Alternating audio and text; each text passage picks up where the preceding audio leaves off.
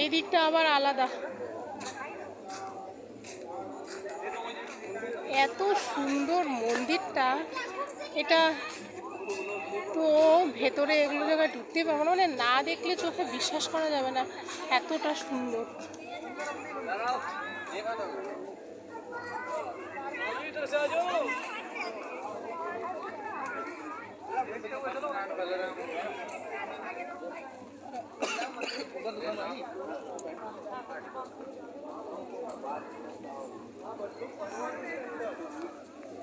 রাধে রাধে, এত সুন্দর, ইস দারুণ সুন্দর, দারুণ দারুণ দারুণ সুন্দর। সামনে থেকে না দেখলে এটা ভিডিও করে এরকম করে কিছুটাই বোঝাতে পারবো না।